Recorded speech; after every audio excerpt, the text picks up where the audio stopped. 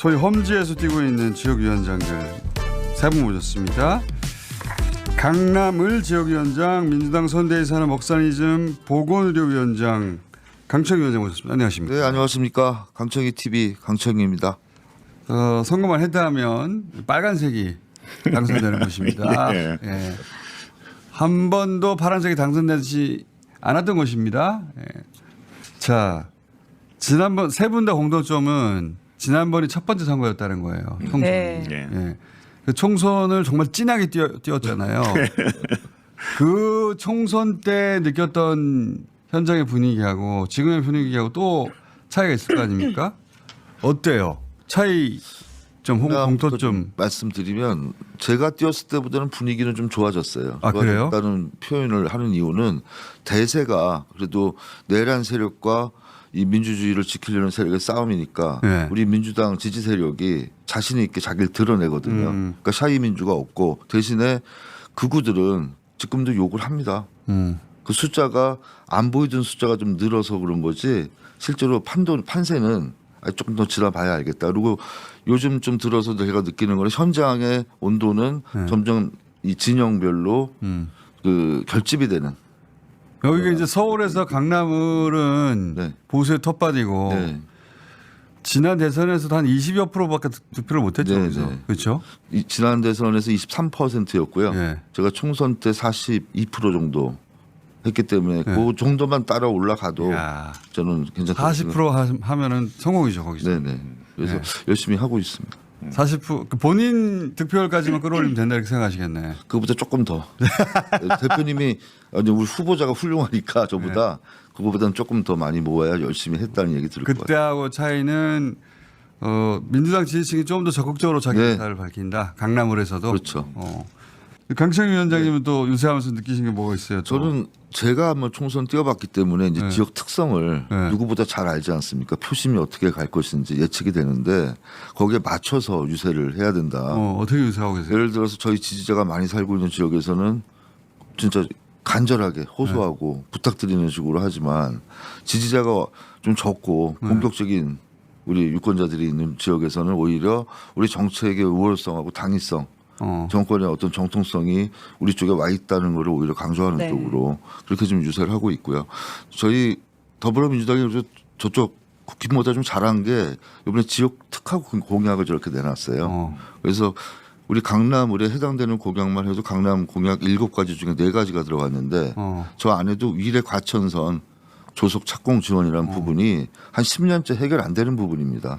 제가 총선 때도 공약 걸었고 상대 후보도 걸었었는데 당선되고 나서 1년 동안 아무것도 또 진행이 안 됐어요. 그래서 이번에는 대선 공약으로 처음 넣어서 꼭 해드리겠다. 제가 아니라 이재명 후보가 약속을 잘 지키는 사람이니까 꼭 해드린다. 이렇게 말씀을 드렸고 또 하나는 이제 문화 강국을 지금 표방하고 있잖아요. 그 수서 지역의 K컬처 복합 논리적으로 설득하시는구나. 네, 논리적으로 강남을에서는. 네. 그래서 이거 들어온다. 그러니까 찍어야 이런 공약들이 잘 시행될 수 있다. 이렇게 얘기하고 있습니다. 논리적으로 접근하면 먹힙니까? 여기 전문직들이 많이 살기 때문에 논리적으로 제가 해야 됩니다. 전문직이 꼭 논리적일까? 자기 위안이죠, 뭐 다. 거기 오신 김에 거기 병원 하신다고 그러셨잖아요. 그거 병원 어때요? 못했고요. 저 1년 동안 진짜 장외투쟁만. 하긴 내란 이후에 병원이 무슨 소리? 12월 3일 이후부터는 거의 뭐 매일 제가 여의도부터 시작해서 열을 받아갖고 좀 이성을 좀 잃고 수영을 너무 열심히 했던 것 같아요. 강남에서 이렇게 막 벽보 찢어버린다는 거. 너무 많습니다. 지금 있죠, 너무 여전히. 많고 저렇게 보시면은 이재명 후보 저 눈 그다음 코 주로 타겟해서 살짝 티 안 날 정도로 하는 경우가 많고요. 현수 맞고 훼손시키고. 훼손하는 게 들키면 이제 그거 처벌되니까 살짝 찢어버리는구나. 그래서 어제 강남구 선관위하고 다 모아서 한 10건 정도 돼서 고발 조치 좀 해달라고 했고요. 요거 처리 다 끝나는 대로 하겠다고 답변을 받았습니다.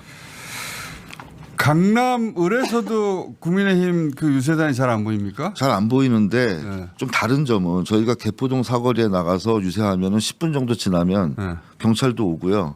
그다음에 주민들 와서 막 욕을 합니다. 근데 거기는 빈 유세차가 하루 종일 거기 서서 음악을 틀어도 쫓아내질 않아요. 국민의힘은 그런데 네. 민주당에 와서 하면 신고가 네. 들어간다. 그래서 참 그런 좀 온도 차이 그런 걸 많이 느끼고 지금 저쪽 상대 국회의원님은 한 번도 제가 뵌 적이 없고요. 그래서 안 보일 때 더 열심히 하자. 한물 더 열심히 하자. 제가 근데 생각할 때는 지난 대선에서 사실 표가 나올 만큼은 나온 거거든요. 결국은 대구, 경북, 강남 이쪽에서 너무 많은 표가 상대 쪽에 그렇죠. 가니까 몰표가 나와서. 네, 0.78%인가 차이로 이제 졌는데 이번에도 막판이 되면 그런 결집이 일어날 것이다. 강남 몰표가 또 나올. 그래서 저희가 처음에 시작할 때는 이랬어요. 제 뒤통수에 대고 욕을 일단 앞에 하고 해 먹어라. 요번에 해 먹어라. 이렇게 얘기를 했는데 이게 3주째에 가면 니네 해 먹지 못하게 하겠다가 이제 나올 거예요. 그래서 거기에 대한 대비를 이제 진짜 철저하게 하고 좀 그러니까 우위성. 초반에는 네. 워낙 지지율 격차도 크고 하니까 네. 니네가 해라 이번에는 해 하다가 먹어라. 이렇게 나오고. 선거 막판에는 또 결집해가지고 네. 못하게 막아야 된다. 네. 이런 결집이 일어날 텐데 그걸 어떻게 이번에는 그래서 쫓고 지나갈 뭔가 것인가. 크게 우리가 좀 해야 됩니다. 예. 예. 내란 세력이라고 하니까 기가주고 있다가 네.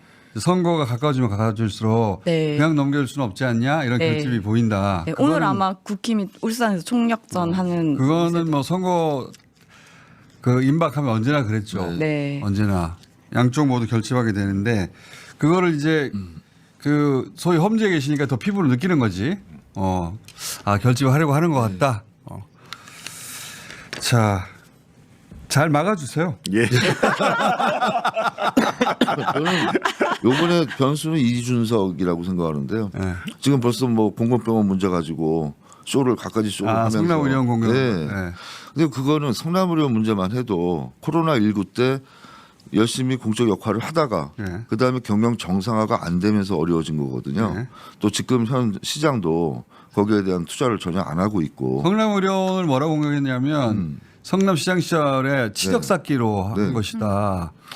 근데 그 본인은 동탄에다가 어린이병원 유치한다 그랬잖아요. 물론 공공병원은 아닙니다. 민간병원 유치하고 지원하겠다는 건데 공적 지원이 없으면 결국은 공공병원이든 민간병원이든 이런 척박한 데서는 생존하기 어렵다. 그런데 그 지원조차 안 하고 그걸 가지고 마치 이재명 후보가 시장 시절에 무리한 일을 한 것처럼 포장을 해서 공격하는 것 그 자체가 코로나 이후에 현 네. 국민의힘 출신 시장이 네. 제대로 지원을 안 해서 그런 거 아닙니까? 맞습니다. 저희가 다 알고 있는 사실인데 그걸 그렇게 표정할 필요가 없죠. 약간 중얼중얼 하시면서 마무리하셨는데 자, 험지에 계신 분들 자, 험지로 빨리 돌아가시고 예. 또 전화로 연결할게요. 이제는 오지 예, 마시고 예. 예. 아유. 상황 어떠냐고. 네, 예. 감사합니다. 자, 감사합니다. 맞습니다. 예.